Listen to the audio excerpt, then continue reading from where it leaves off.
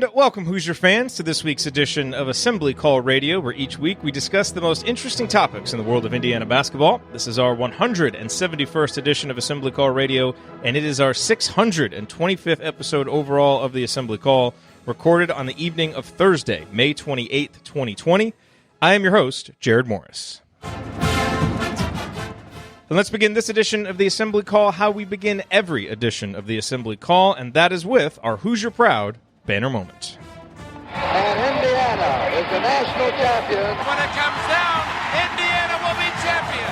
Smart takes the shot. The Hoosiers have won the national championship.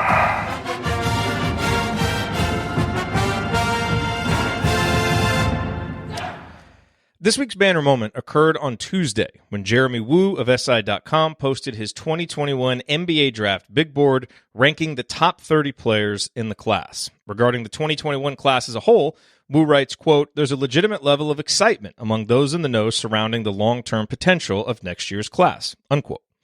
So it stands to reason that a college team landing a player on the list is likely to enter the majority of its games next season with the most talented player on the court. Well, how about a college team landing 2 players on the list? 5 colleges had at least 2 players on Woo's list, and one of them was Indiana. Woo has Christian Lander at number 17, saying, quote, "He possesses breakneck end-to-end speed and excels in the open floor and dictating pace," unquote. And Trace Jackson Davis came in at number 29. The rest of the Big Ten, by the way, had just 1 player total, Michigan's Franz Wagner. Now, let's be clear about something here. This big board really doesn't mean much of anything. It's more than a year out from the draft that it is very loosely projecting.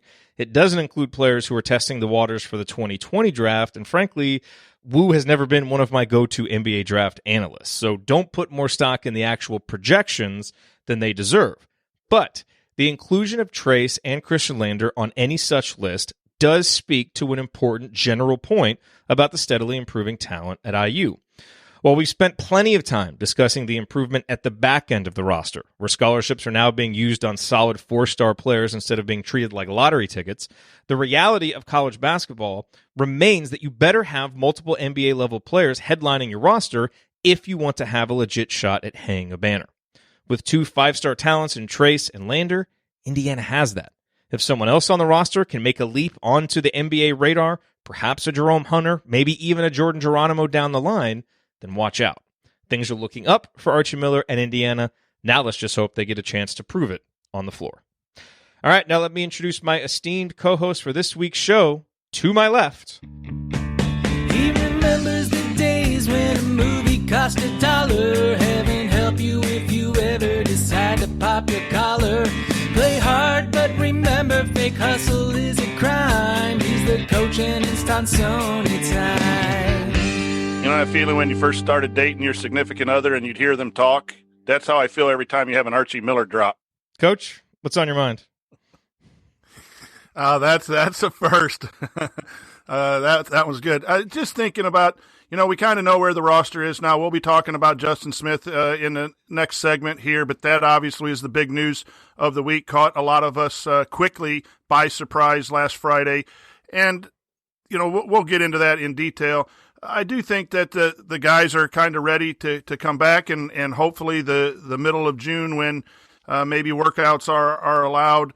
Saw some social media where maybe the guys were getting together. I just think this is going to be a group that really enjoys working together and playing together, and hopefully in proper, healthy ways they can get going here in June and make it the best they can in developing that camaraderie and that work ethic to play basketball. But I think the roster is pretty much set with keeping the mind open of maybe a possible add for depth.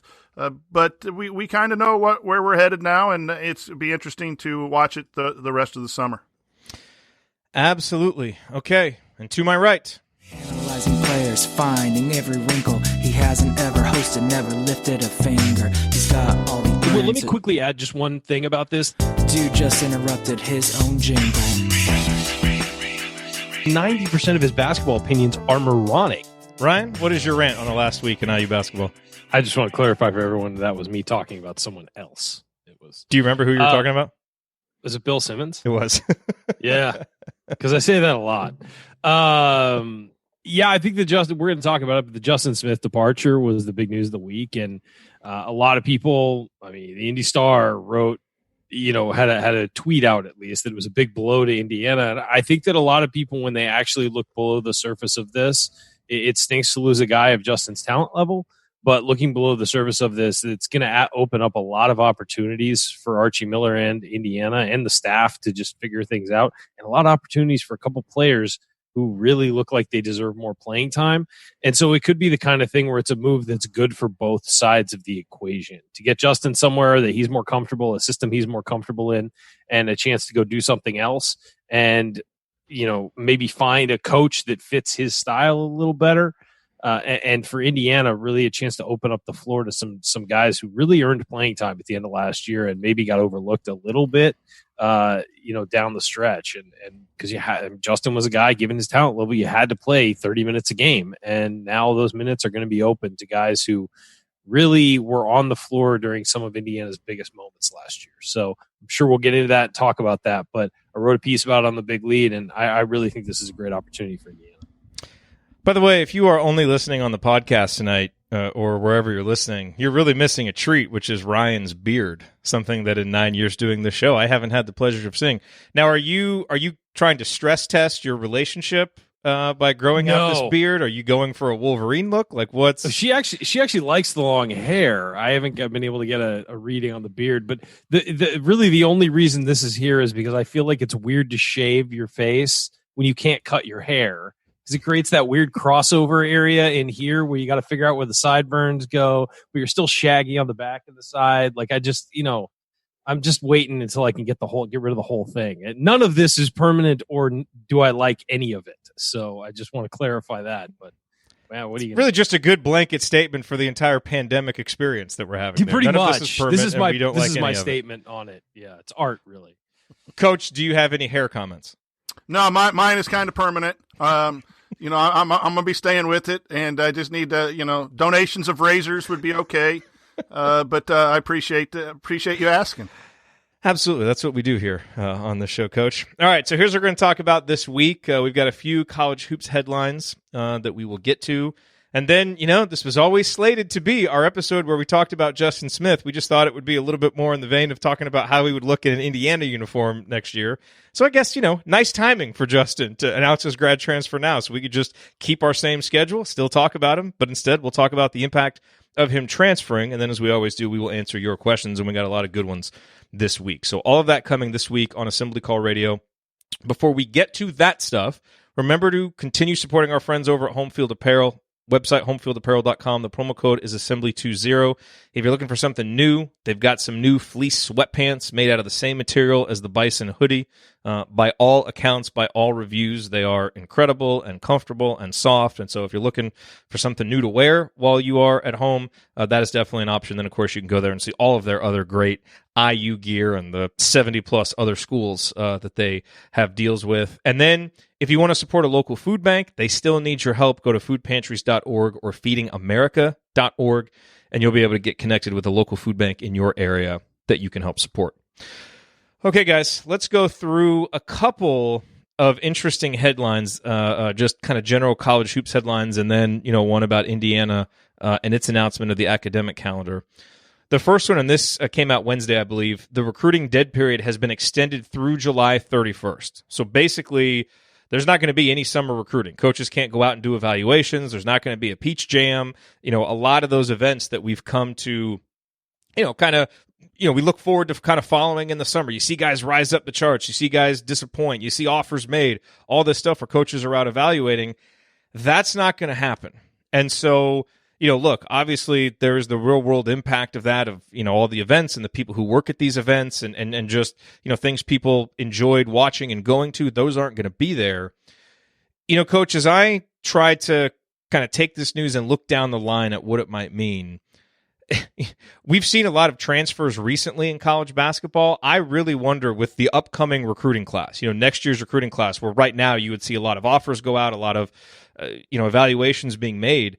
If coaches can't go out and evaluate guys and players can't put their growth and development or their regression on display, it seems like it's going to be much harder to find the right fit between player, system, coach, school. And so I feel like it could lead to offers being made that shouldn't be made, a lot of guesswork, a lot of projection, instead of actually being able to see guys play basketball.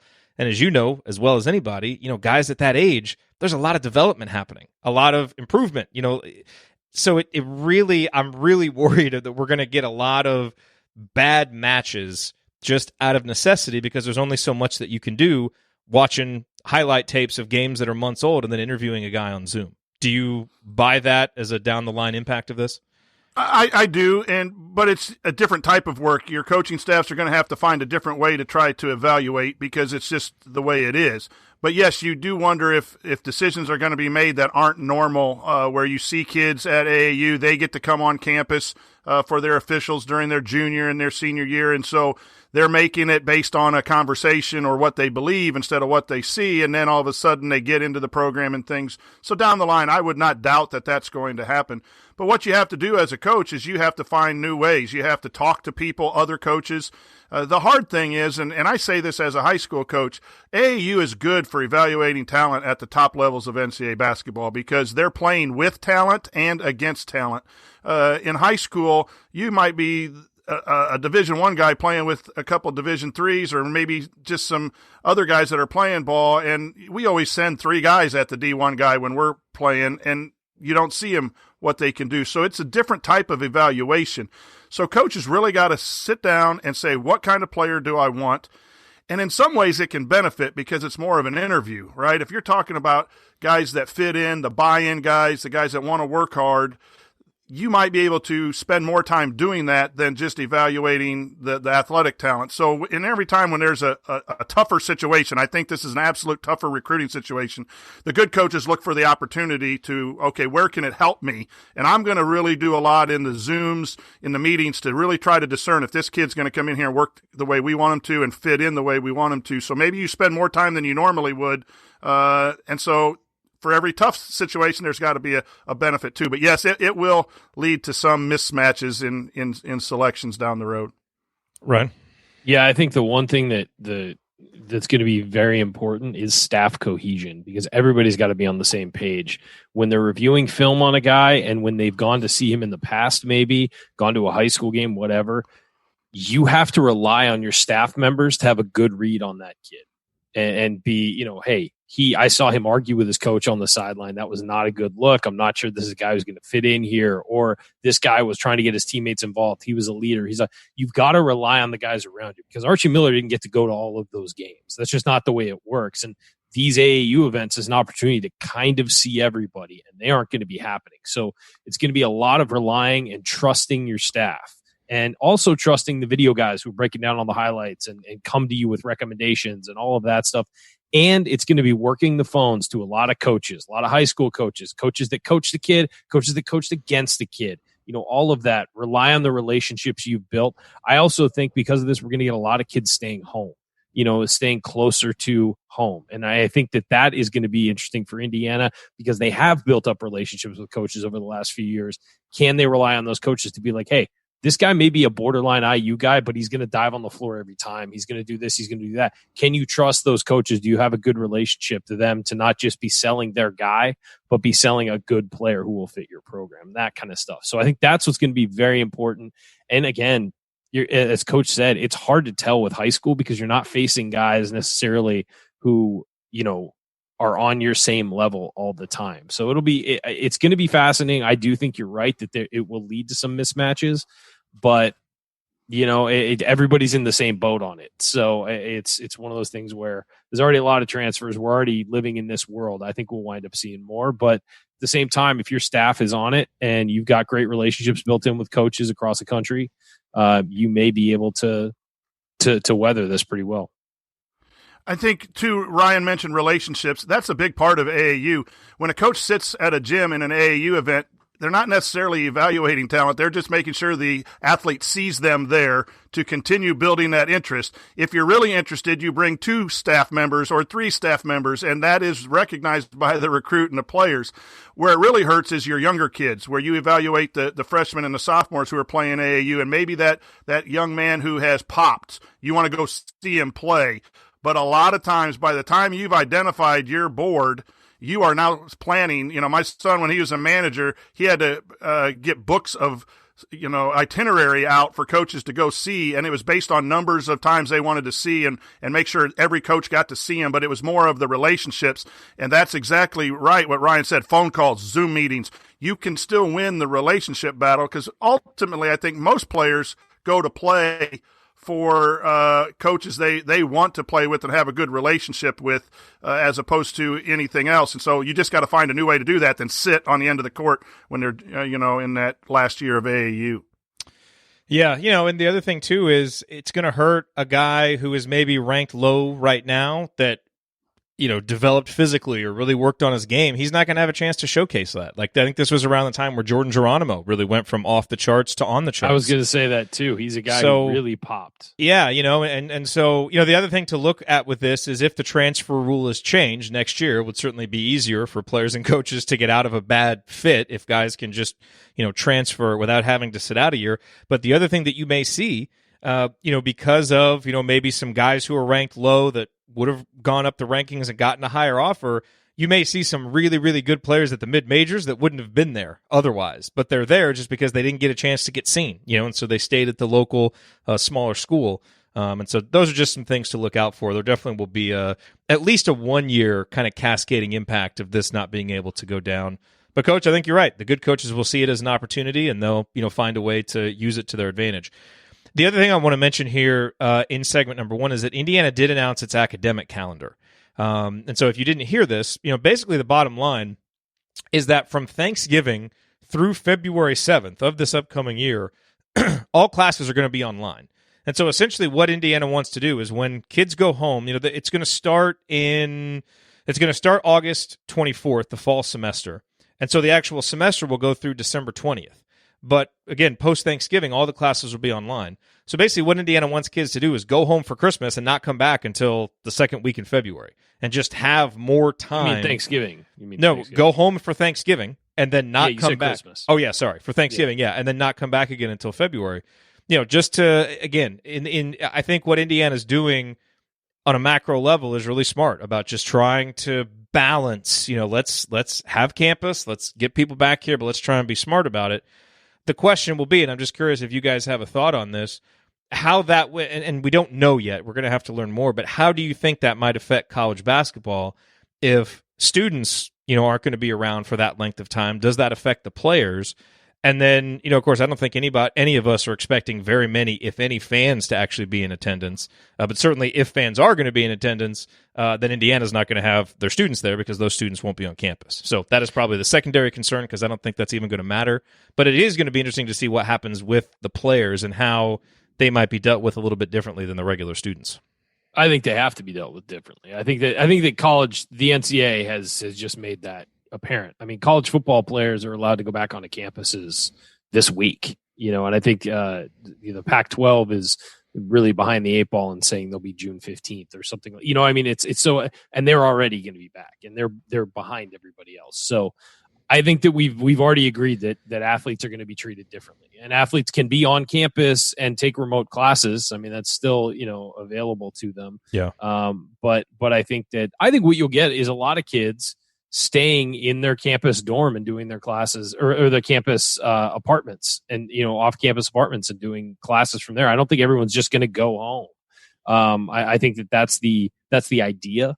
But I think a lot of kids will go home and they like their independence. They'll come back to Bloomington and just do it from their apartments. And I think that's still fewer big congregations of kids. Yes. In no, class, I mean, the overall program will work, of course, but I think that you can't stop kids from living off campus, and doing classes that way. So I think you'll get a lot of that. I also think that as far as it goes with athletes, though, I think that they're going to be treated like a separate class of student, and they're going to do their own thing. And I think they'll do what they're planning to do. They do anyway. Yeah, which they do. I mean, but it's an admission finally from the NCAA that okay, they're not just normal students. There's a difference here. And I think they'll try and do it like the NBA is talking about with trying to kind of keep them together and not just fully isolated, but for the most part keep them in a group together, monitor them, make sure that all the health protocols are underway. But I mean, that's you got to assume that's what they're going to do with athletes, and just like the pros, that's what they're going to have to do. And I think it's good to, if it's a main flu season, try to get those kids out. But I think the athletes need to play. If they're going to have college on a shortened schedule, keep the athletes there. Hopefully by then we have massive amounts of testing where testing athletes won't take it away from frontline workers or people who really need the test. So then I could advocate for testing the players. But you have an entourage of maybe 30 to operate a basketball program. If everyone leaves the campus, you can keep them in a one location if you needed to, and with the training staff test and play on. And maybe I'm wrong, and I hope not to upset anyone, but I do think part of this is we need to get over the fatigue of all this, and sports is one way that the country can get back. And so while it seems ridiculous to treat athletes differently, I think it's important for all of us to have some sense of normalcy, even without fans in the stands. And then also a lot of colleges are struggling financially, that maybe athletics are a way to keep people invested in college so that, things can still get back when we do have the remedies and the all the stuff that we need to fight this the way we need to. So I think basketball season is looking better to me. That's a great drop. The more that I look at it, and I hope that's just not hopeful thinking, but I think any school can take care of their athletes enough to play at least basketball. Football with the larger roster is a whole different ball game. Be interesting to see. Yeah. Okay, coming up, let's talk about Justin Smith. He announced his intention to grad transfer last week. It's going to have a big impact on the upcoming IU season, but what shape exactly will that impact take? We're going to discuss that next. Stick with us here on the Assembly Call.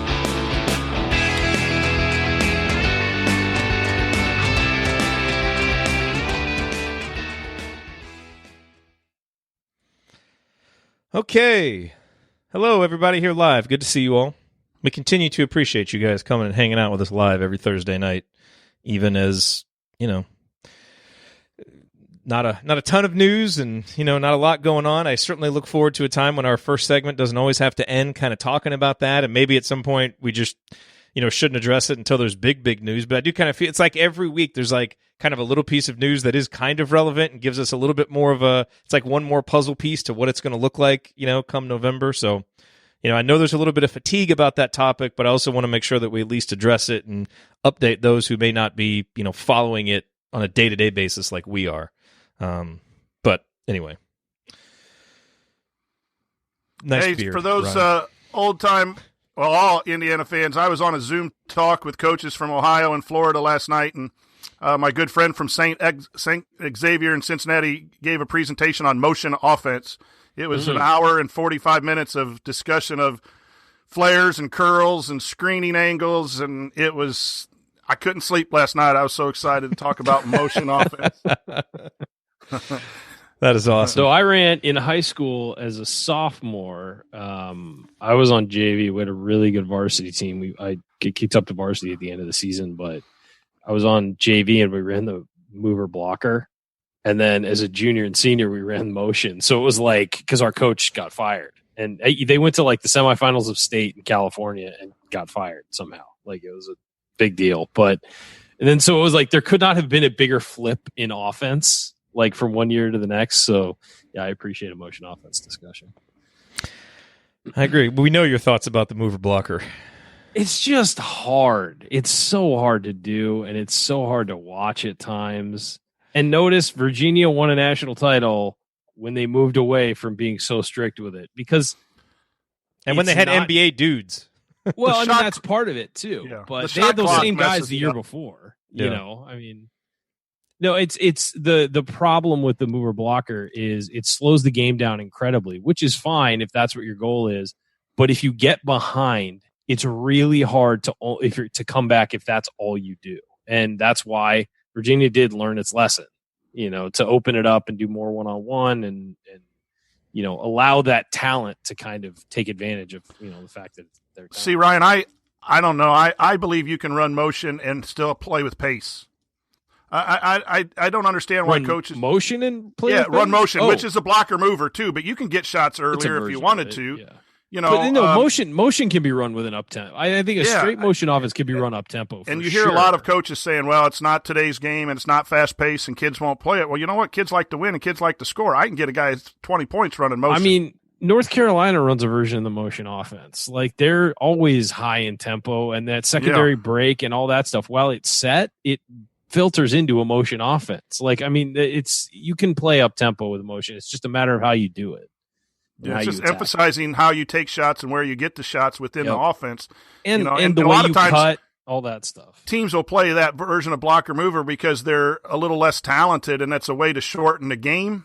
Yep. It's not really about the offense. It's a strategy to use that offense to shorten the game. That's why Dick Bennett created it. It was, because his teams at Wisconsin Green Bay were not that talented, and they needed a way to even level the playing field. So he got a bunch of shooters, including his son, and slowed down games. And it worked. Think about, Jeff in the chat, Coach Marlowe in the chat says Knights teams never struggle to score points. And we saw that in some of those rewatch games, So they were all on the same page. Guys knew their roles, and guys were fundamentally sound. That's the thing that is missing about today. And I know that makes me sound old to say that, but it's really true. God, you do sound old. But it's true. I'm kidding.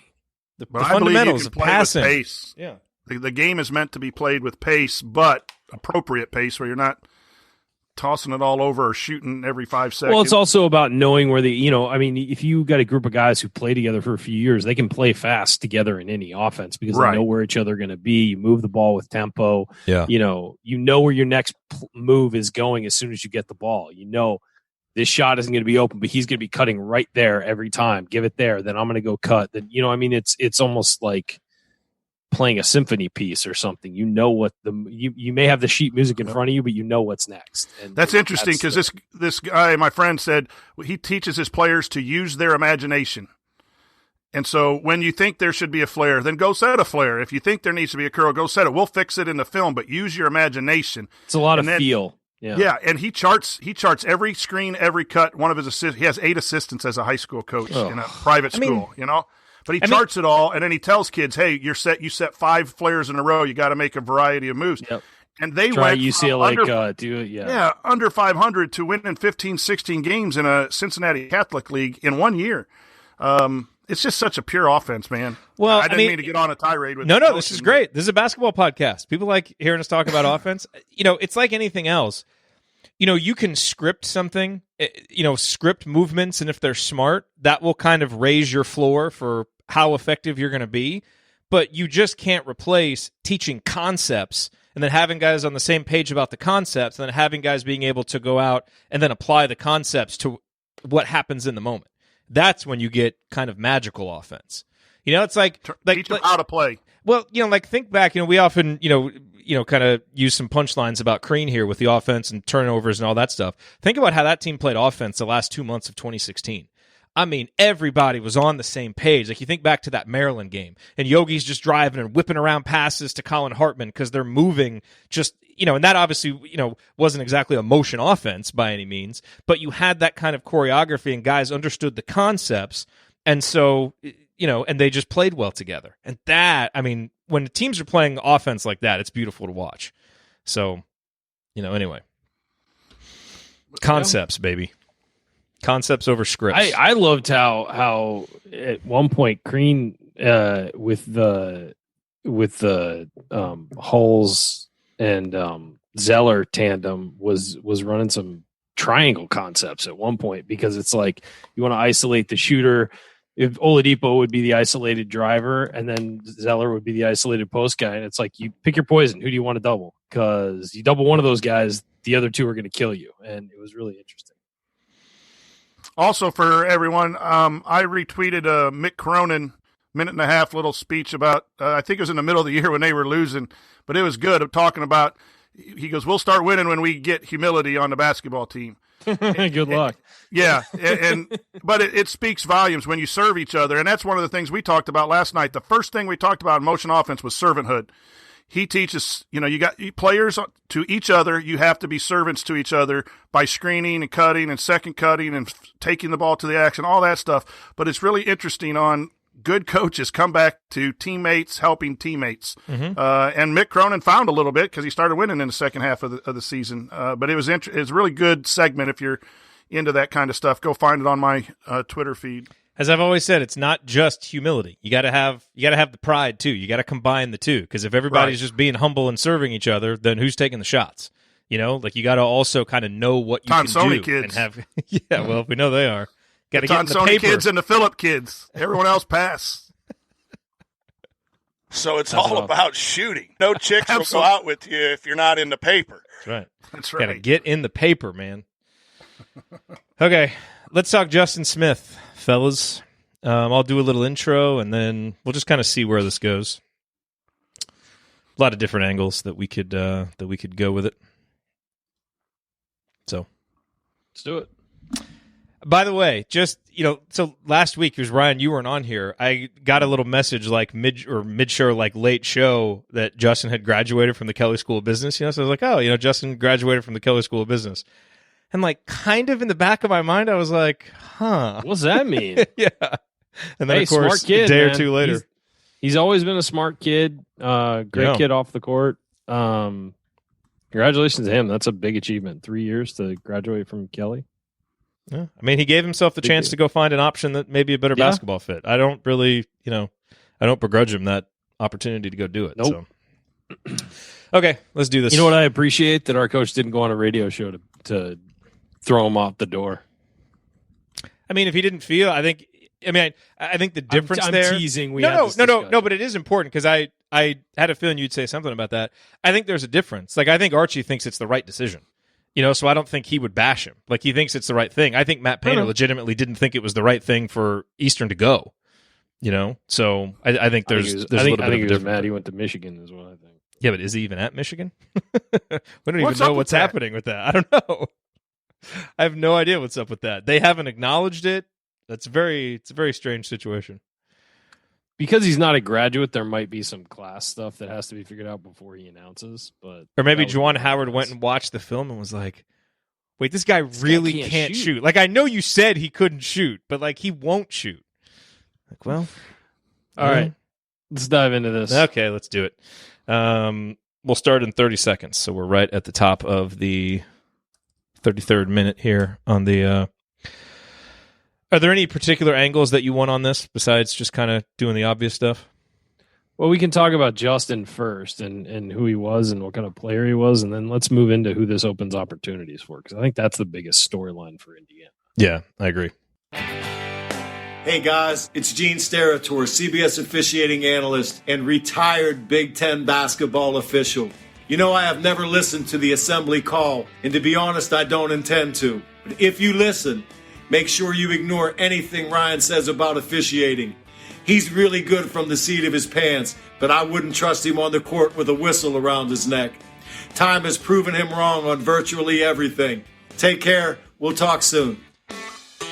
Thank you, Gene. So far, that one just keeps getting better every single time we hear it. All right, welcome back to the Assembly Call. You can find all of our content at our website, assemblycall.com. If you ever want to join the chat mob during our unedited live broadcast, chat mobbers, or watch those replays and see all the between segment banner, check out our YouTube channel, youtube.com/assemblycall. All right, I'm Jared Morris. I'm here with Ryan Phillips and the coach Brian Tonsoni. As I mentioned earlier, this episode was going to be our Justin Smith offseason breakdown. Just like last week, we really went in depth breaking down Al Durham, his strengths and weaknesses, what we expect from him this year. But then Justin decided to grad transfer. And so we want to take this time to just assess what the impact of that is going to be. And, look, obviously Justin had a very interesting 3 years at Indiana. Just viscerally, I think we all kind of just felt like he was an enigma. He left IU fans wanting more. And, I think for that reason, and for the fact that you saw the physical gifts and you saw the flashes, a lot of the analysis about Justin ended up focusing more on things he didn't do than noting things he did do. And there was a nice, healthy balance on both sides. But you start to kind of dig into his numbers and what he produced, and I think there's a really interesting barometer of his actual production. Like, just cut through, kind of the emotional feelings, but just look at the production. And if you look at his KenPom similarity scores as a freshman, sophomore, and junior, so this is on the KenPom page, and he, his entire database of players, who are the 5 guys that this guy compares to from a statistical and physical standpoint. As a freshman, one of the top 5 comps was Victor Oladipo, his freshman season. As a sophomore, one of the top 5 comps was Juwan Morgan. And as a junior, interestingly, one of the top 5 comps was Devin Oliver, who you might remember from Archie Miller's Elite 8 team at Dayton. So those are 3 really good players that when you just think, hey, Justin Smith at those first 3 stages of his career was producing like those guys, it's like, there was obviously a lot of potential there. But what's interesting about those guys is that each one of them took a major leap in the season after the one in which Justin was compared to them. And the difference is that Justin has kind of stayed steady. I found this interesting. His usage rate, his rebounding percentage, his effective field goal percentage, his block percentage, they were all the highest his freshman season. But his steal percentage, his turnover rate, his free throw rate, they were all best as a senior. So it's like he regressed in some areas, he got better in others, but ultimately could just never find his fit. And so, before we kind of get into what this is going to mean, Ryan, just your thoughts kind of on Justin, the player, and what the Justin Smith experience was and kind of what you're going to remember it for now that, at least in an Indiana uniform, it's over. Well, I remember the Michigan State game where he dropped several threes when we were there and they helped upset Michigan State. I thought that's the high point of his college career for me, his Indiana career at least. I think it's, with Justin, I think he's a very talented kid who never realized his full potential at Indiana, and that's part of the reason I think this is a good move. I think that you saw flashes of greatness out of him and flashes of the player he could be in 5-minute stretches, but there were too many times that he disappeared during games, offensively and defensively. I mean, it's one thing if he disappeared offensively, but you got the elite defender that he could be, because we saw times where he was an absolutely elite defender and should have been on an all Big Ten defensive team for those, if he had replicated those stretches. But then there are times where he just was looking off into the distance and a guy back cut behind him for an easy dunk. I mean, it was things like that. And you're just wondering, is the light on with this kid? Now, Justin, by all accounts, great kid, incredibly smart, great off the court, everything you could want in a person. But speaking to just the performance on the court, some of the numbers, as you said, steadily got better. But watching games, you wouldn't necessarily think that. It felt like he was the same guy for 3 years in a lot of respects. And so I just felt like there were a lot of times where he drifted through games. There was a lot of times where he just lost focus. And there were a lot of times where then out of nowhere, he'd take 2 dribbles and hammer a dunk home. And you'd be like, dude, you can do that every time, every possession. You're capable of doing that. And it was almost like there wasn't this belief in himself that he could be as dominant as sometimes he looked. And so it feels like a wasted opportunity. Obviously it isn't. Justin got a degree from the Kelly School, spent 3 years playing in candy stripes and all that. But for Indiana, it felt like there's more there from Justin Smith that Indiana didn't get. And maybe, and you can say the coaching staff just didn't get to him and expand his game the way he should have or what. But it just feels like it was a missed opportunity in some. Look, I don't think there's any question about that. Whatever a better player-coach relationship could have unlocked, or maybe the confidence that he wanted from his coach, or whatever that could have helped with him, that wasn't there. And clearly that's a reason why he's moving on. If Archie and Justin had we don't even need to speculate about that. If they had a great relationship and Justin felt comfortable the way he was being used, he wouldn't have left. You can just tell that from the fact that he's leaving. So Coach, as we look at what this is going to mean now, I really feel like, Justin's presence on this year's team, it was going to serve 2 roles that would have been in tension all year long. All right. Obviously his proven production, he's durable, he's experienced, his knowledge of the system, like that stuff is, kind of easy to overlook, but it does matter, especially through a long season. I think that would have raised Indiana's floor. You have Justin plus just his injury insurance, for guys like Jerome Hunter and Race Thompson, like having Justin Smith was going to benefit you, assuming that, if he, whatever the issues with the coach, like if that wouldn't have been a detriment, that was going to raise Indiana's floor. But his offensive limitations, his inconsistent motor, again, maybe that uneasy relationship with the coach, I think that kind of would have lowered Indiana's ceiling too, because he was still going to be getting a lot of minutes as a guy who's an incomplete player. And so I kind of look at this now like the governor is off the engine, right? Like Jerome and Race are going to get their close-up. We're probably going to see more 3-guard lineups. There's going to be more lineups with shooting out there. I think there's a very real potential for Indiana to be more explosive offensively and maybe even better overall because of it. But we're also a lot more susceptible to issues from an injury, and we're relying on two really injury-prone players in Jerome Hunter and Race Thompson to fill those roles. And so that, I think, kind of it raises the ceiling, but I think it potentially lowers the floor too. So it just seems like you remove him, it just seems like it raises the variance on this season, and it's really easy to look at how it does it from the positive side, and there are definitely some legitimate reasons there, but there is definitely some downside risk to removing him from this roster and what it could mean if things don't go right. Yeah, absolutely. Credit to Justin getting a degree. And if you are going to leave a program, I think getting a degree or moving on to the NBA, that's acceptable for anyone. I'm not a big fan of people leaving, but if you are, he came to school, he went to class, and represented Indiana well. It finally dawned on me this with Indiana and Justin Smith. If he were to play the 4 and give us maximum effort and be bought in, it's a huge loss for Indiana because that would have been really good, given depth at the 4 and 5, used his ability to beat those 4 men to the rim, offensive rebound, put him in a position where he was strong and utilized that. If he had to play the 3, we're putting him at positions where he's not that strong at with ball handling and his turnover percentage and his lack of shooting. And if he's not happy at the 4, even though he's talented at the 4, then that's not a positive for Indiana. So it is a negative for our program that he left if he was bought in and accepted his role at the 4. But I think that after everything that I've heard, that he wanted to play the 3 and get more shots from 3 and wanted promises that would happen.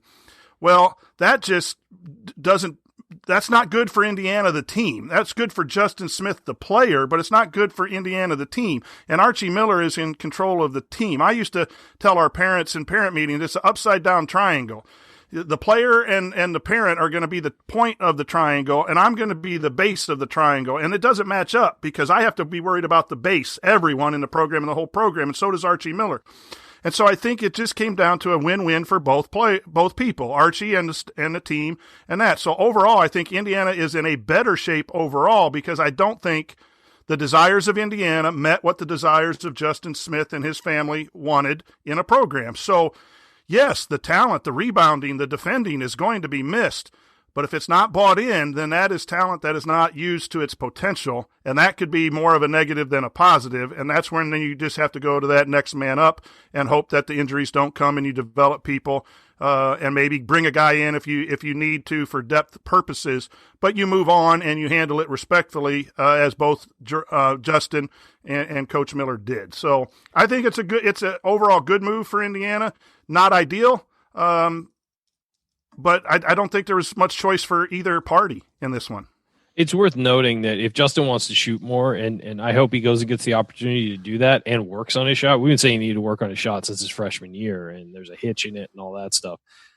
But it's worth noting that last year, Indiana's 2 worst offensive plays, anecdotally, were a Devontae Green step back and a Justin Smith pull-up jumper. I mean, you never felt like either of those had a chance to go in. Maybe they did, but you were never confident. And this is the guy who wants to shoot moving forward.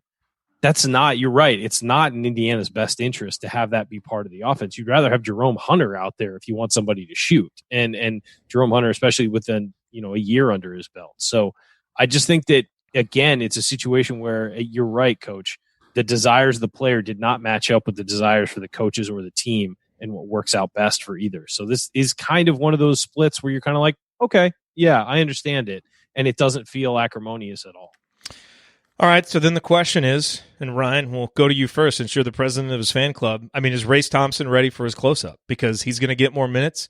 We'll see who starts, and does Archie decide to start with Brunk and Trace so that, maybe Brunk can, maybe absorb some fouls early in a game that Trace doesn't get and let him ease into the game. There are some strategic reasons why you might do that. But when we're kind of talking about lineups, like, what are the closing lineups? Who's going to be playing in crunch time? And I think, pretty much any way you slice it, Trace and Race playing together at the 5 and the 4, we all clamored for it last year because some of the best stretches that we saw was those guys playing together. And so even before we get to even Jerome, the beginning of the season, we decided that, Yeah, and so, look, we all have high hopes for Jerome, but before we get there, Race is Race is clearly the guy that's going to step in and play meaningful minutes at the 4. He's been a guy that we've seen him. He hasn't always been able to stay healthy. That's the big risk here. But there's big upside because, man, that guy has all the tools to be a role player on a really good team. He's like the guys that you see Michigan State have, and now we have that guy. So I can't wait to see what he can do with the opportunity. Well, it's interesting, and you look at his numbers from this year, and you think, was he that good? But it's when he was on the floor, he affected the game the entire time, whether it was offensively, defensively. He didn't have to block a shot to affect it. He didn't have to, he recovered to his guy expertly defensively. He banged with bigger guys on the interior. Like, it's, everything you could have asked him to do, he did. You also saw him step out and hit a 3. You also saw him, and he's capable of doing that from his high school days. I mean, he obviously needs to get better at it, but he's capable of stepping out and knocking down a shot. That's not his primary game, but he can do it.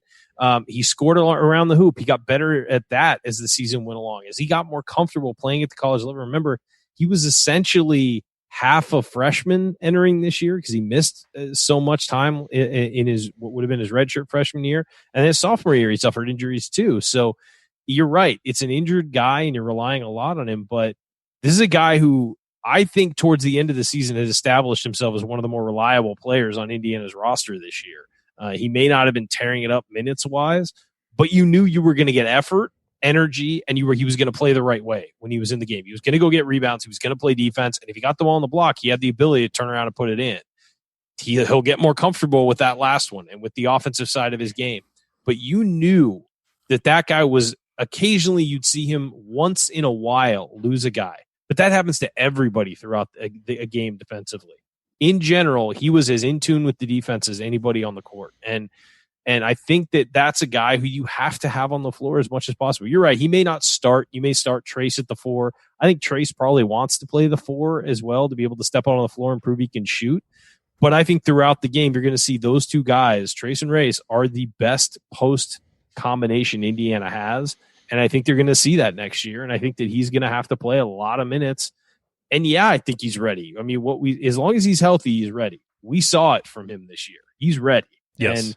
And is the body ready? That's really the question. That's this question. But it's like, it's one of those things where it's not even really a question of, is he from a skill perspective ready? We saw it. He's the guy. It's just whether or not, again, he can stay healthy, and hopefully he takes a leap, this offseason to where he can shoot a little better, where he can maybe step out and hit a 10-footer consistently, because he's going to get them with Trace sitting on the block, and can step out on the floor and maybe knock down some threes. But this is a guy who can do it. I mean, he's really good. And if you're wondering about the diversity of his game, go watch his high school film. That clearly a lot of that went out the window because of injuries, but if he gets playing more, he's a guy who can shoot it, he can drive it a little, and it's a guy who can finish at the rim.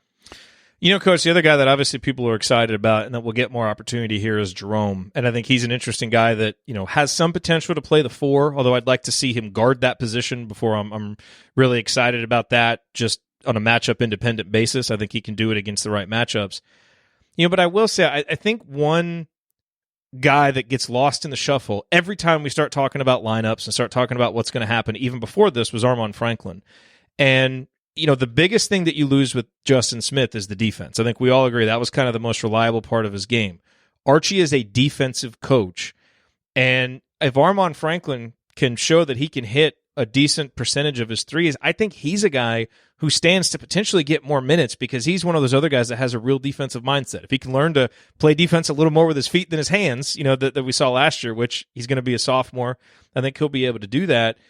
He might be able to steal some more minutes because he just strikes me as a guy that Archie's going to be able to trust. And you want Jerome to get there. I definitely do, but I just think it's going to be hard to keep Armaan off the floor because of some of those things that he brings, especially given his defensive mindset, losing a guy like Justin. Yeah. And this opens up a lot of opportunities for players to play now. And you never want to say you want to get rid of a guy who played 30 minutes and started 70-some games. But when there is a divorce in that kind of way, now it opens up a whole lot of different avenues for Coach Miller. If he wants to play small and get 3 guards out there with a variety of the 4 and 5, he can do that. But what you have is you have guys whose form is 3 capable. Now, Armand didn't hit threes very well. Race was 3 of 10. Jerome struggled early, and then he hit 36% in the Big Ten. But you look at all their forms, they can improve with a lot of work, which stretches the floor, which has been a problem. It makes your posts better. And so this is going to make Indiana better offensively. The key, as you said, is can Jerome guard the 4? Can Armand get his hands off drivers and guard with his feet, which was a big problem for him. But that's what progression is. The only concern is they haven't been in a gym here so far when summer would have started. But if they're working on their own, and you got to believe they are working on their own, that's the progression that's going to be made, and we'll see that in those players. But Armand will fill that in. And the other thing is, I was not discounting, but thinking that the freshmen would come in and have a minimal role and they'll pop here a game or pop there a game or whatever. But it might open up a spot for someone. If defense is needed, it might tend to go one way. If an athlete's needed one way or shooting. But don't be surprised if one of these freshmen pop into more of a role than we expected now with Justin Smith being gone. All right, Ryan, a couple minutes left. Let's hit the Jerome aspect of this, because obviously he's the guy I think who stands to benefit the most offensively from this. Yeah, and talking about whether he can guard the 4, I see a lot of people questioning that. He's more of a perimeter guy, but he's the same size as Justin. He's 6'7", he's 220. Justin listed at 230. I mean, they're the same size, and Jerome has longer arms, and we started to see him play better defense down the stretch. Now, do I think he's going to sit there and play against a post-oriented power forward and play great? No, that's what you have Race Thompson for. That's what you have TJD for. I mean, this is a guy who's more of a perimeter guy, but he spreads the floor, and what that's going to do is open up Indiana's offense. Even if you slide him in at the 4, he can spread the floor in the corner. You've got 4 perimeter guys, and Trace Jackson-Davis is by himself in the post. If somebody comes to double, you're going to have an open look from 3. You're going to get the defense chasing. Whereas with Justin Smith, they could sag off a solid 10 feet and, sort of wave at Trace Jackson-Davis and make it look like they were sort of semi-doubling him before the pass even got there. So I think that's a huge aspect here. Jerome, remember, hit the reset button on his basketball playing ability after his freshman year because he sat out the entire year, and it wasn't like he was working out or getting shots up or anything. He had to sit out the whole year. Last year was his first real year of basketball in a full year, and we saw him get progressively better as the year went on, get progressively come more comfortable on both ends of the floor. I think we're going to see a different player this year. If the progression can continue, you're going to see a guy who's confident, who knows he can do it. He's certainly not shy about shooting it. I mean, we saw that. And he wants to get in the paper. He really struggled early in the season, and it looked like Coach and I would come on here and say, well, his form's fine. He's just releasing it a split second early or late. Like his form is fine. Finally, he started to dial that in. And as you said, he shot, 36% in Big Ten play? Now imagine that with another year and some more legs under him from working out all the time. This is a guy who can make a big leap for Indiana. And I think that the way he's going to do it is important, again, because he spreads the floor. He's not going to clog the lane for Trace Jackson-Davis, opens up the floor. It just doesn't, like, that lane gets clogged so much for Indiana because of the lack of shooters. This will change that. And I think if you get Race Thompson, a guy who can handle the ball on the perimeter a little, you're doing the same thing. Yeah, well, look, there's obviously plenty more to dissect with this topic. We will in future shows. But, I think generally we all agree that this is probably in the best interest of both parties for Justin to move on. We'll see whether it benefits Indiana or whether we come to February and really are wishing, that we still had him. But we wish Justin well. Hopefully he finds a good spot where he can really flourish, and hopefully the Hoosiers can flourish in his absence as well. All right, coming up in our third and final segment, we're going to answer your questions, including one about scheduling and another one about how Archie might use his extra scholarship, and then whatever else we have time for. That is next on the Assembly Call. Stick with us.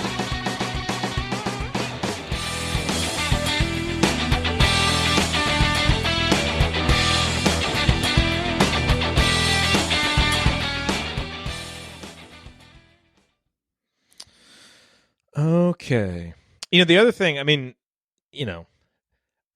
we're all excited about Jerome. I have huge high hopes for Jerome. I still, just with he and Race, I'm just a little bit worried. Jerome has a really serious condition that it's not like it's just magically gone. They're learning how to manage it. And so that's the other worry here is, if you have any flare-ups of that, if Ray struggles to stay healthy, that's where this becomes a little bit dicey. If you tell me that those guys are going to be healthy all year and they just make a normal progression, then I think Indiana's going to be better off with this because they just provide dimensions individually that Justin just couldn't do. I just hope they're available for all the games and as many minutes as they can be. I don't have reason to think they won't be other than just what we've seen in the past. That's it. I just have a feeling Jerome's minutes will still be monitored and watched. That's why I'm not sure he gets into the starting lineup right away. Yeah. I guess you can monitor minutes from the starter spot if you wanted to, I guess, but they'll find spots to use him within the game and get his 18 to 22 minutes, but they're probably on a pattern of 6 minutes here, 4 minutes there, whatever. I believe there's probably something health-wise in that he's not just play as much as you want him to play yet. It's not even a probably. That's true. Yeah. Yeah. So Jerome, and then, are we talking about Jerome? Yeah. Jerome. Yeah. So I'm sure limited. there's some. Do you think he'll be limited next year? I don't know. I mean, it that just it'll be depends full on bore. how everything progresses. I'd love to him play 30 minutes if he's playing and playing well, but Yeah. I think he'll get into 20 to 22 because of the health to try to keep him going like they did this year. What do you have this year? 14, 15 minutes? I don't have the numbers. It wound in up front. about 13 and 13. change, but obviously that'll go up. That factored in the early season. Right. Race is just a victim of toughness, playing hard. I mean, he comes down and gets a concussion. I don't know what happened in the practice, but just like that Michigan State, he was going hard and playing hard and just got knocked off. Yeah. I mean, it was just bad luck. Then his back got hurt. I was wrong. I got them mixed up. Hunter was 14.4. Race was 13.6. Okay. So both of those will go up tremendously into sure. the low 20s. Yeah. And I think Race will have a chance to go up more simply because he's not dealing with that perennial health issue. Yeah. I don't really mind Justin Smith. I'm sure people know this, but just a reminder: Justin Smith led Indiana in minutes last year with 30.4 a game. So there's plenty of minutes to get. And the guy we didn't talk about on air on the radio, that we'll talk about between segments, Jordan Geronimo. I mean, that's a guy who's we just don't know what to expect from him, really. His ability as far as like his, what people think about him, he's climbing like he's got a rocket ship up his butt. I mean, he's jumping up as far as all around ability goes. And he's a guy who you look at the profile, he's a better shooter, I think, than Justin, maybe not, as big as Justin, as far as bulk goes. But he's a guy who does a lot of the same things. He's athletic. Yeah. He can take it to the hole. He's a defender. He's got long arms. I mean, obviously he's not going to be where Justin was, as a freshman, but he's a guy who can, this gives him an opportunity to showcase himself. And, we've seen guys take that and run with it before. It might take a while, but that's a guy a lot of people inside and outside of this program are very excited about. It also gives Galloway. Yeah, I was just going to mention Galloway. I've heard inside, from people saying that really high on Galloway and Geronimo from inside the program, and that defense and that toughness for spot minutes or maybe more than spot minutes. But if you're looking to replace that defense that Smith led, so go out there and get this guy for 3 or 4 minutes. Galloway's going to rip off those candy stripes, not pinstripes, candy stripes. That was... Yeah, that's just an unforced. I mean, look, he deserves criticism. He put it out there publicly. That's an unforced error. Did he delete it? I saw him delete that tweet initially. I don't know. Not correct. No, it came back. It was well, and we got to talk about too is this could affect the guard rotation, and it could move Hunter or somebody else down to the 4, and they could just go with 3 guards on the perimeter. I mean, Al is 6'4". He could guard somebody on the wing. I mean. He's got long arms too. Now, whether he can stay with them, I don't know. That's got to improve, but he's certainly got the size to do it. A 6'4" guy can guard a 6'6" guy, a 6'7" guy if he's got long arms, and Al does. That allows you to put Lander on the floor and put Rob on the point guard. Defend the point guard. I mean, there's a lot of mix and match type stuff you could do. Trey Galloway brought the ball up this year for Culver Academies. I mean, there's a lot of mixing and matching you can do. And quite frankly, not having Justin locked in as a starter opens up a lot of those possibilities for Indiana. A lot of mix and match lineups. You know who your center essentially is going to be. I know Trace probably would like to be power forward, but you know who the middle guy is going to be. Everything else around him, you got a lot of guys who can play and play pretty well. I looked at opposing lineups, and most of them had guys that were 6'6", 6'5", at the or below 1, 2, 3. there were only 3 or 4 schools that extended a 6'9" guy to the 3, spot where, then you wonder what the matchup's going to be for the 3 guards, but then they would have to guard on the other end as well. So, I was worried about that. I love the 3 guard lineup, so I went looking, okay, what's going to happen when you got all these big, small forwards that we have to guard? But really, and rosters change year from year, but last year there were only 3 or 4 schools that went really big, 3, 4, and 5, that would put someone like Armand or L out of position at the 3 defensively. I just, it's just going to be so nice to not have to watch lineups with 3 non-shooters. Like, I'm not, I feel like once we get into this season, we're going to look back at the previous 2 seasons and be like, how did we watch that? Because, exactly. I mean, it was so painful to watch. By the way, it hit me the other day. I have to say, you're talking about looking back on seasons. It hit me the other day. This will be our 10th season. Yes. Like, somehow 10 feels way bigger than 9. Like, you're in your 9th season. Like, yeah, we're in our 9th season. It's double now digits, 10, man. It's like, oh my God. Yeah. Like, it feels much double bigger, digits. So let's make it a good one, guys. One step further, that a couple guys are leaving that would be up and down guys. And maybe we have more consistent players, or even players who might have bad games, but effort is not ever coming into the discussion. You might have an Al Durham that gets 2 points and 3 turnovers and have a bad game, but no one ever questions Al Durham wanting to play hard. I don't. And so it's going to be nice to say, okay, there wasn't some possessions that were taken off, or hopefully. We don't know that for sure, but yeah. All right, let's hop in and do segment 3 here. Oh wait, I need to do some math real quick. Say something interesting, Ryan. Oh, by the way, I've started hosting some Zooms at work. Really? Whoa! Whoa! Oh, I'm not doing it for assembly call. What are you talking about? No. Hosting? Like actually logging into Zoom and pulling up the window and emailing people the link a week in advance to make sure they have it for when they're going to be not coming a week, on? just like 5 minutes. Okay. I interviewed Brandon Tierney from Tiki and Tierney, and our video guy couldn't do it, so I just recorded it myself. All this time, you've had this capability. All this time, Ryan hosts the 10th year anniversary. No, I don't think that's going to happen because Jared wants his drops, and I can't do that apparently. Quickly, what do you think the chances are of Maui happening? I think the tournament will happen. I think the tournament will happen. I think it'll happen in Maui, but I think that it will be no fans. Oh. Right as of today, I think. But I'm still going to try and go as a media member. Nice.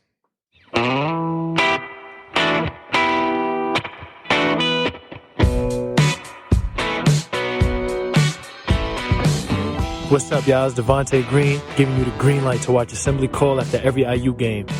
Just don't listen to their opinions about shot selection. Remember, you miss 100% of the shots you don't take.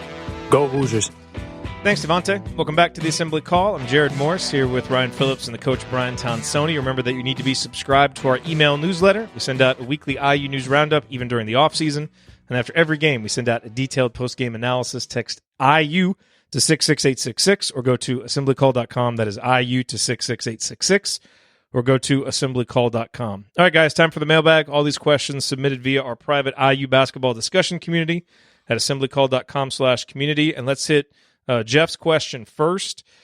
You look at Indiana's non-conference schedule right now. Hoosiers slated to be in Maui. They'll be in the Gavitt games, Big Ten ACC Challenge game, which will probably be on the road.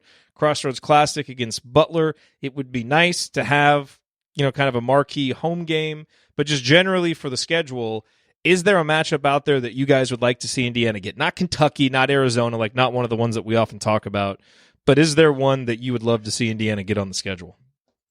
Ryan, do you have any ideas? What about Villanova? I think that'd be a fun one. At the Palestra. 2 classic programs, do a home and home. I would say, if I was going to say, I would say Villanova, create a new rivalry. They just scheduled one with somebody. Yeah, I saw that. Like Villanova, or like, what about go nuts and schedule Gonzaga? Like, that's a fun one. That'd be good. Go up I'd be to down for that. Spokane to their tiny gym. 1 year, you're going to be prepared for every road game you go to. Bring them into IU. Play them early in the season. I think those are two. Or you could always go the short route and do Dayton. mean, it's Archie's former home. Like I'm sure they'd be down to host a Big Ten team. So I love the idea of going on the road and playing a tough road game. I know coaches probably don't like it quite as much. Dayton is a great arena, and it gave great fans. Villanova would be a fantastic one, and I think Gonzaga would be fun. Those are three pipe dream ones that I would love to see. Yeah, go to Ohio because you want to recruit in that bed of Indiana plus Circle. You could do Cincinnati, Xavier, Dayton. All of those would be kind of Archie probably gets a nice ovation from the Dayton crowd as well. I mean, let's be honest. UCLA, the UCLA would be a good one. Pauley Pavilion, Assembly Hall. The old 1970 Classics. battles when Knight was first going up against Wooden. The Steve Alford Classic, perhaps? Yeah. Yep. No, that would be Nevada now. Is it Nevada? He's in Nevada now? Wherever he is. I have a picture of him around here somewhere. You do. Okay. Sally asked a question on the scholarship situation. Now that Demezi is gone, Justin Smith gone, Indiana has 2 scholarships open, only 11 scholarship players right now. As Sally said, you keep hearing about a grad transfer. What about someone with the potential to be redshirted? Kind of a regular transfer who could come, sit out a year, and play. I would say, yes, Archie and the staff would definitely welcome any opportunity like that, I would imagine. What do you guys think they will do, with that scholarship? They're obviously not going to run and just fill it because that's not Archie's. No, it's not his style. It has to be the right player, and I think they will fill it. I just think being too light going into the season is interesting. I mean, especially from a practice perspective, you want to have that extra body. I think if they're looking for a guy who's going to sit for a year, it would be a post player because they lose a lot next year. They'd have Logan Duncombe basically by himself in the front court with probably Race Thompson, and they would lose a lot. And so you get a guy who maybe can come in and sit a year, learn how to, hedge out on the court and practice and do all of those things. I think it would be a post guy if they're doing a guy who's going to sit. If not, if they're doing a guy who would play right away, I would assume it would be a wing to kind of replace the Justin Smith exit, maybe a wing shooter. But not just a flyer on a guy who's going to take a scholarship it'd have to be in a few cycles. It's got to be someone you actually believe in. Yes, for sure. You're not going to see Archie just give one just to fill the spot. Those days are over.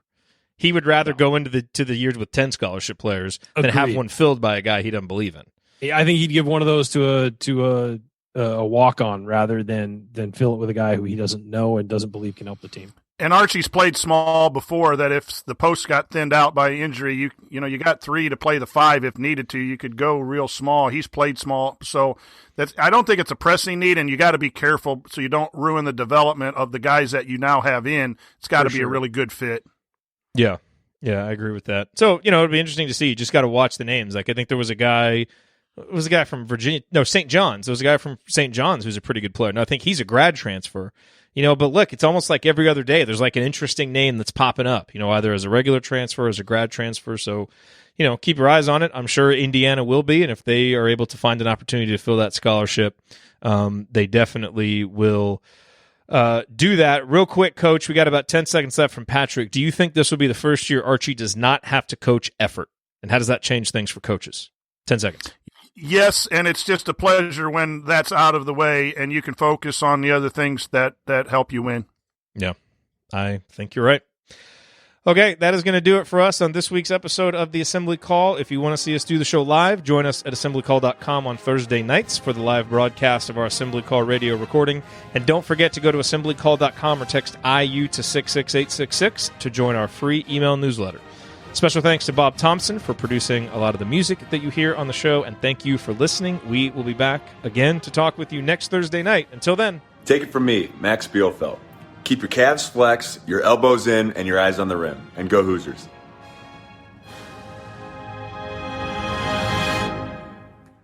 Thank everybody for coming out. All right, I got to get out of here, folks. Thank you. I don't like carrots. Okay. Yeah, LJ Figueroa is the same. Yes, LJ Figueroa, that's the guy. And he would be a fit for what they need right now. Yeah, good shooter. Yeah. Shooter, can score, kind of a tough guy. I watched him play a little bit last year. He's fun. He'd fit, but everybody else wants him too. I mean, that would be a tough pull. Did you guys see Tyler Asher's suggestion, a border battle? And I would say, Chat Mob, even add Butler on the Indiana side of the 4 colleges and Ohio State. That would be an interesting round robin of games. Xavier, to play there. Cincinnati, and Dayton were those the suggestions? I have to say, I like that idea a lot. Like if we had unlimited slots in the non-conference, that's fun. I really think with any open slot we get, we've got to try, and look, we need to win games to earn this privilege, but I really think we need to try and get some like national marquee games. Like obviously Maui's going to be on a big stage. The Crossroads Classic, it's great. It's just not a big marquee game, and so if there's a way to kind of get one of those rivalry, games going or get in one of those, those other classics or whatever it is. Yeah, you're right. That I think is the next step for the program. One big road game, one big. Yeah. That's what I would like to see. I get it. I get it, too, because you got to play your buy-in games to get your wins to get to the NCAA tournament, but I'd rather play 8 really good games. And you look back at some of those old, you're playing – I know Kansas State wasn't Kansas State then, but that was your non-conference schedule. It was Kansas State, Providence. You're running those through in the 80s and early 90s, and now it's – you only got 5 slots for big programs and 6 buy-in games. Coach is a real bold scheduler when he's not the one drawing up the game plans. Exactly. Right. Exactly. It's easy to do that from here. Schedule tough, Archie. And then come on the radio and complain come on, that Archie. You lost. This recliner is a great scheduling. You went to Gonzaga on the road, who's ranked number 3, and got your ass kicked. What is your problem? Every bracketology is a children's show. Sesame Street. Okay. That's it. There's a few more. The schedule would be good. Yeah. Oh, man. Who'd you play? Who'd you beat? That's the question. Coach, this is from Patrick. Can you paint a picture of what drills players are able to work on and develop while working out from home and what they're limited in? For example, with things like shooting one-on-one moves, agility and strength, take a step forward or take a step back. What do you think guys are doing? What can they do? Well, obviously they're going to do stuff with the basketball in their hand more than that. I think without having the weight room and the weight coach, I think the concern is your strength and agility. Can you get into a local gym? Do you have it at home? That's going to be the spot that is going to be weaker than what normally you would do. Now, they usually take the month of May off right after, or a couple weeks after the finals, and then they come back for summer session, right? So, they miss some of that stuff in the spring. But, yeah, obviously get a workout from the coaching staff. If you work with good pace on your own, you can get up shots in the driveway. You can get up shots anywhere and help your game. Your ball handling, your shooting ability will be improved.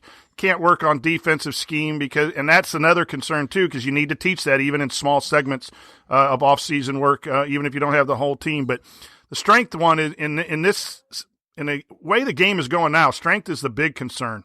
Can you get your guys through Zoom to go and do things wherever they're allowed to go and build that strength and agility that they need to play? And especially with someone like Christian Lander, where we need to get a few pounds on him as quick as possible.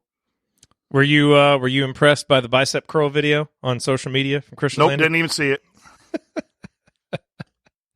I was more impressed. Wasn't there a picture of the guys getting together in Bloomington? Yes. I don't know if it was Leo's house or all whatever, the Indiana guys, yeah. Yeah, so that I think they're itching to get together, and that feeds that last question where we only had 10 seconds. When you have buy-in from all your guys, it is so much easier to coach. And you never have 100% buy-in. There's always going to be issues in any organization, any team. But it's better when you have guys who are buying in and accepting their roles and eager to be with each other and enjoying to be around than splinters. I think that shows now. It's also a big win when they all like each other. Yeah, absolutely. It's a simple thing, but when guys get along, they want to spend time with each other and they want to get better together.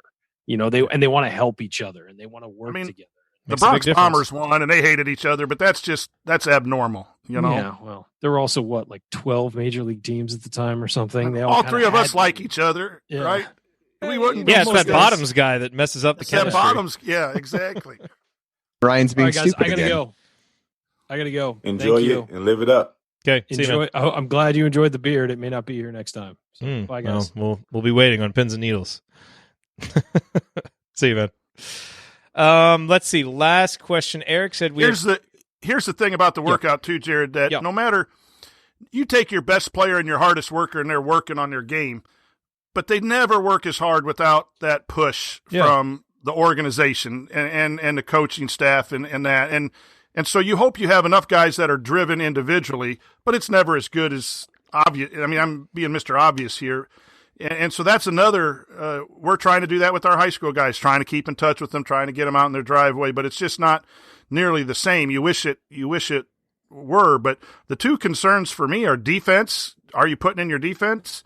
And are you as strong as you can for the players that you need to get in, and just to assimilate the guys to being on campus? I mean, and it's a lot easier these days when kids have flown to Las Vegas for trips and been to, I think it's easier to take a kid from home and put them on campus nowadays than it was back in the day. So that's not as huge, but it's still a part of it, getting them on campus, getting them ready to the grind of class, get them their academic advisors. All that is missing. So you're going to jumpstart that all at once, and hopefully this June thing and our health is okay that we can get moving.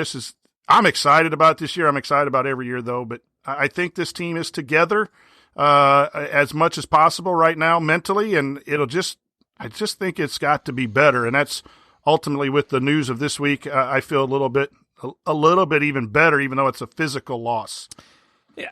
Yeah, I think that's the thing I think that we're going to find about this season without Justin Smith is, like, you look at the production stuff, like, there's a lot of things he brought to the table. Generally speaking, Indiana fans did not enjoy the experience of watching him play basketball. Like, they just didn't. Like, stylistically, there was just something there that didn't quite mesh.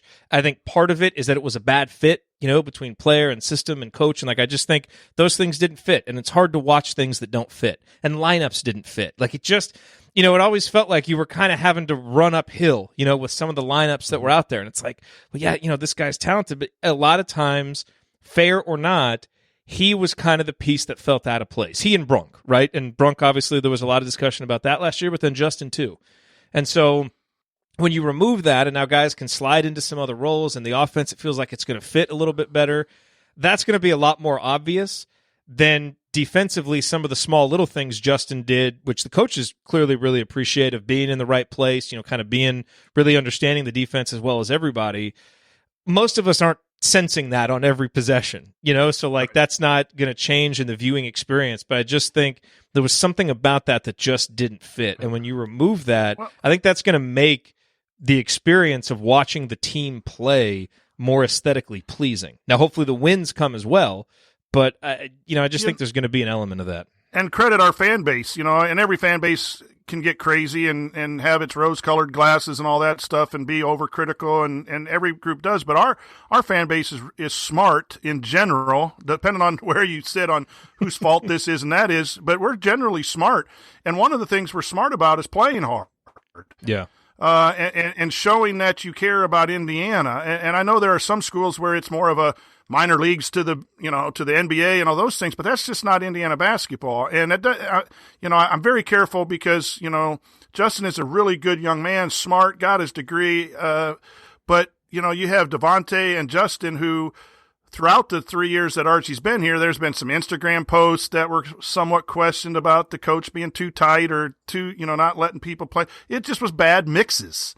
And that could be a coach issue too. So depending on where you're at, but, you can only lead the horse to water. You can't make him drink. And that's just hard to hide from the Indiana fan base. And I think that's where my comments the week before were about, or last week, about being unfair, is some of that stuff bothered me so much that I don't know that I saw the production as much as I should have seen the production. Yeah.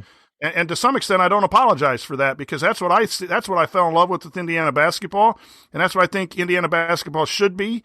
And I try to understand when it's not, that things change, but those types of things aren't going to be missed. The production things will be missed from him. I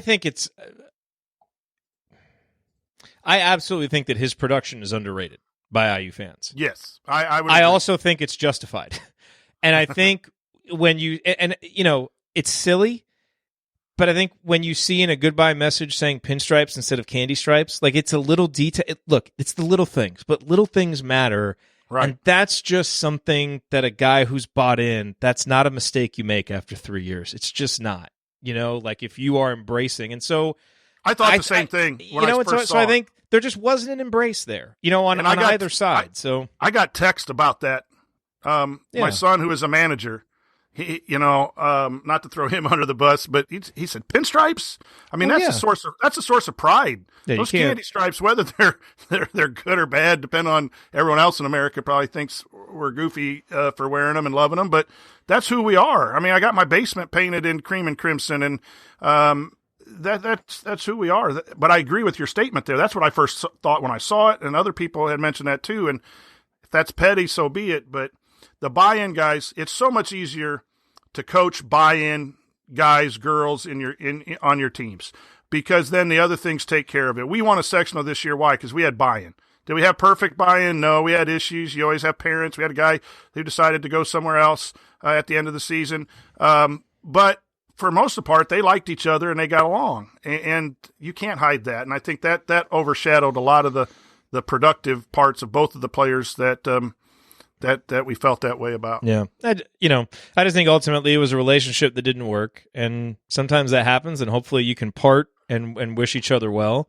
At the end of the day, in Justin's third year, he led us in minutes on a team that was going to go to the NCAA tournament and was playing pretty well at the end of the year and might have done something, so like it wasn't for nothing. He wasn't a zero. Like, he did some things, in his 3 years, but I hope he does a lot more things wherever he goes than he probably would have done at Indiana, and I hope that our team is better off and that we look back on it, and it's like, sometimes these work out well for both parties, and this one worked out well for both parties. So, last question, Chris. I've heard concerns of IU's defense taking a step back with Justin leaving, but could it be better with more three-guard lineups with guys in their natural positions, which we kind of covered?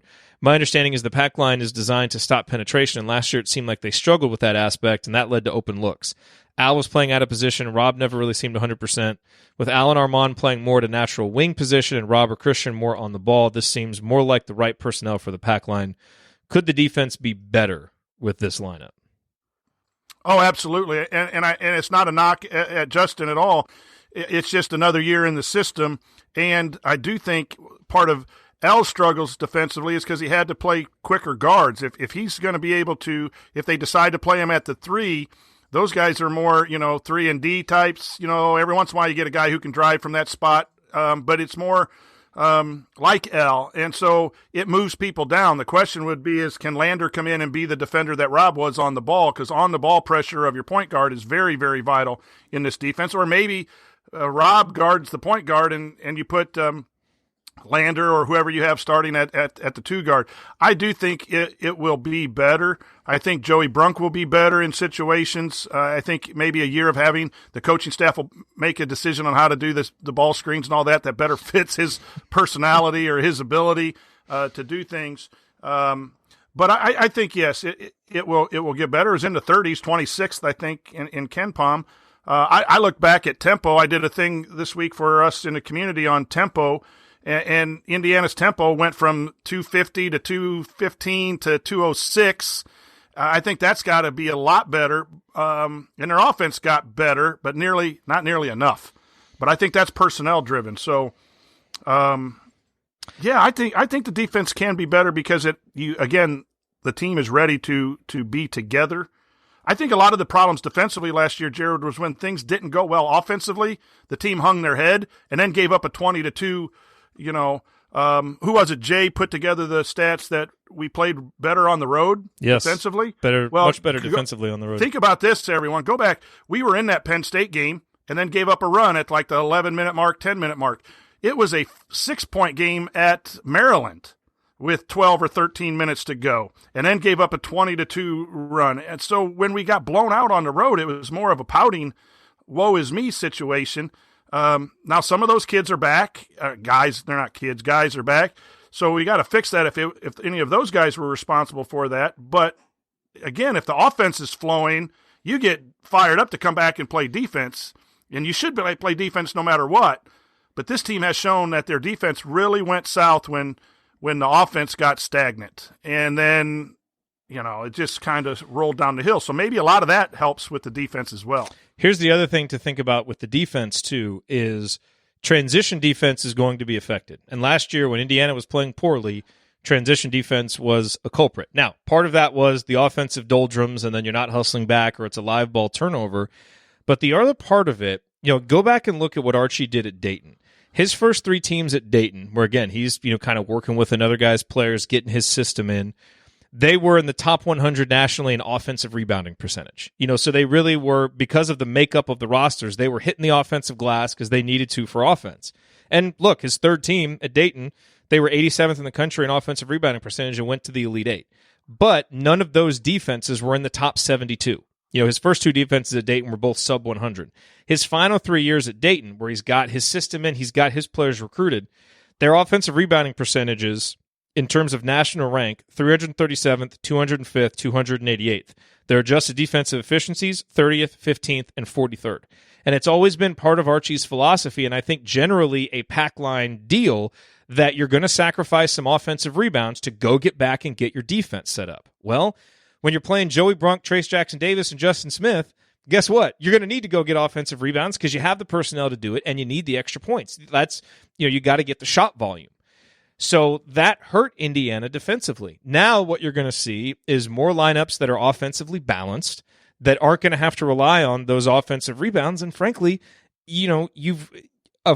because of attrition, you've gotten rid of some guys that were the most common culprits of not getting back fast on defense. And so that's one area where I really think it's going to allow Archie Miller to get into a comfort level with the way that he wants to coach, which is, let's get back on defense and set up. And that right there, I think, could be, an underrated, overlooked reason why the defense could get better even without Justin. That's an excellent point, because you always decide how many guys you're sending to the glass. And you're right, Indiana was better offensively by getting offensive rebounds, so you're going to send 3 to the glass, at least. Now you'll probably just send 2 to the glass if he feels comfortable scoring from outside and getting some scoring from other places other than offensive rebounds. And again, if you play 2 guards or 2 point guards or 2 somewhat like point guards, depending on where you classify Armand and L, you can just have a get back guy and a half, fullback, halfback is what we talked in high school. You can really set your transition defense. And so, the credit goes, when Tom Crean came in and he had those first 3 years, he played his offense the way he wanted to get the system going so he wouldn't have to teach it year in and year out. And a lot of people were upset with him because he didn't run stuff he could run with the guys that he had. Archie's come in and kind of molded his own beliefs to the teams that he's had. And you wonder if that's going to, that's his new way of coaching in the Big Ten, or is he going to get back to more what he believed was Dayton? Was it a Dayton style that was at Dayton and IU style, or was it Archie Miller style? And to some credit, I think you got to give credit to Archie for saying, hey, we got bigs, so we got to go with a big philosophy, even though I want to play small instead of being stubborn and playing that way. So that's going to be fascinating, both on the offensive end and on the defensive end. But I do think, again, that defensive transition will be a lot better, as you said, because of not having to send.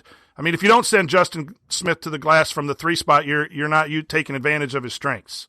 So I guess that's what I'm saying. Archie was trying to take advantage of his strengths and giving up something maybe on the back end. But I also think it's guards. I don't think Rob played very well overall, as well as he can. I think he will be better. And I think, again, you want your other guards to play better in recognizing getting back on defense and getting the ball stopped. So some of it is scheme, but I also think it's just better technique from those guys you expect to get back and get that ball stopped. Yep. Okay. Well, we'll see. It's all speculation right now. That's what we got in the offseason. But I think there's a lot of excitement for this roster, and it's never good to lose a guy who's going to be a senior, but I haven't, like if Christian Lander couldn't have reclassified, that would have dissipated some of the excitement. I don't sense that from IU fans. I think, again, because I think there's a general sense that this is going to end up being a good fit for both parties if things go well. So I really can't wait to see it. It's fun doing some of these lineup discussions. And you're talking about, well, Al could play the 3. It's like, yeah, okay, let's put out the 3. Now, what are you doing with Jerome? And where's Trey Galloway getting his minutes? And how's Jordan Geronimo going? It's like everywhere you look on the roster, you've got useful pieces that you could conceivably see play. When was the last time that there was a roster like that from top to bottom? Like everybody seems useful and could fill a role. It's awesome. That, it's a challenge for the coach. He's got to keep everybody happy, but it's really nice in terms of just having some of that depth of talent.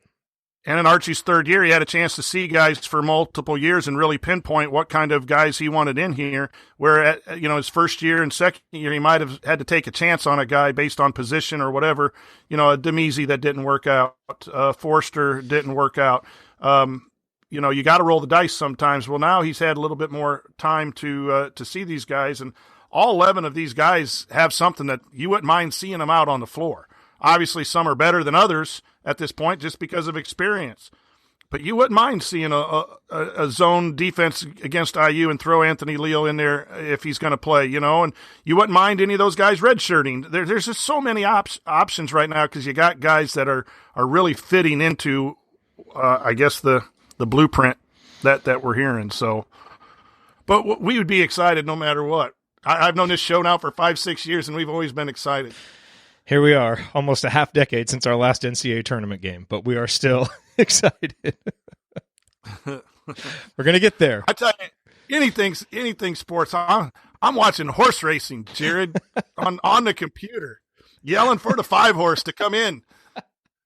I don't know how much more I can take this. I need some Indiana athletics. I need some baseball. 2 weeks from today, golf. I'm going to wake up at 7. They better televise that whole golf tournament. Get me a little FanDuel account, put some bets down on some golfers. Get something. I got that. Just televise some 3-on-3 basketball. Who cares? If there's sports playing, just put them on TV, mic up the participants, and let's go. I'm out there yelling at my cat to do wind sprints. I miss coaching so much. I haven't been around my team since March 12th.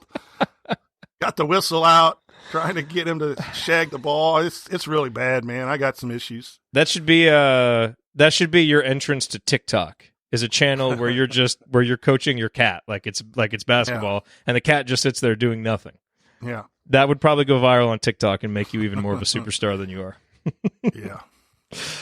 All right, that's a great note to end on. All right, thanks everybody for being here. We'll be back next week. Talk to you then. See you, Coach. See you guys. See you, everybody. Peace.